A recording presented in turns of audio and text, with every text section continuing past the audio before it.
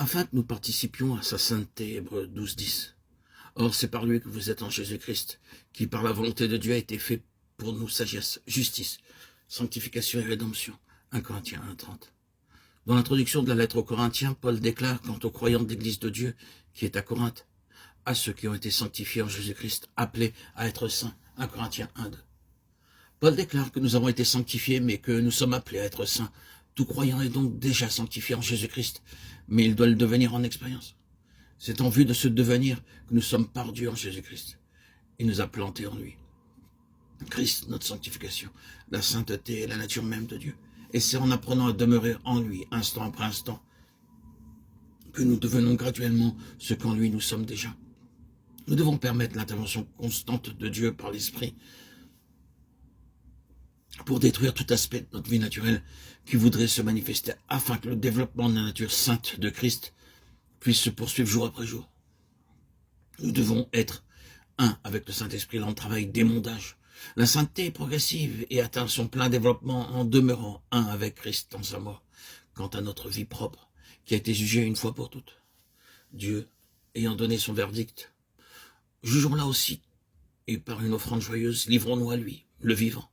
C'est pourquoi, frères saints qui avaient part à la vocation céleste, Hébreux 3, 1, qui nous a sauvés et nous a adressé une sainte vocation selon son propre dessein de Timothée 1, 9.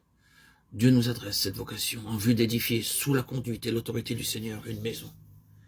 Mais Christ l'est comme fils sur sa maison, et sa maison c'est nous, pourvu que nous retenions jusqu'à la fin la ferme confiance et l'espérance dont nous nous glorifions. Hébreux 3, 6. La première chose spécifiée par Dieu à Moïse concernant le tabernacle est que le peuple devait apporter des offrandes. Exode 25, 1, 2. Ceci est un détail important à souligner, car bien que Dieu avait un plan parfait dans son cœur relatif à cette construction qu'il désirait afin d'habiter parmi son peuple, elle ne pouvait se réaliser que si le peuple apportait des offrandes. Il en est de même aujourd'hui. Dieu nous adresse cet appel non plus pour édifier une construction matérielle, mais une maison spirituelle dont chaque croyant est une partie, si toutefois nous nous livrons à lui entièrement. Cette maison doit être aussi édifiée d'après un modèle céleste, une modélisation céleste. Et ce modèle, c'est Christ. Ainsi, la maison de Dieu, dans toutes ses parties constitutives, est édifiée organiquement par la vie du Seigneur, circulant librement en chacun des membres. Cette maison doit être une reproduction de Christ, le grain de blé, et une conformité à lui, le modèle.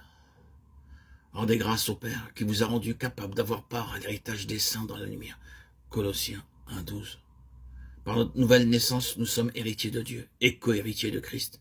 Or, si nous sommes enfants, nous sommes héritiers de Dieu et co-héritiers de Christ, si toutefois nous souffrons avec lui afin d'être glorifiés avec lui. Romains 8, 17. Nous voyons, l'héritage est conditionnel si toutefois celui qui vaincra héritera ces choses. Apocalypse 21, 7.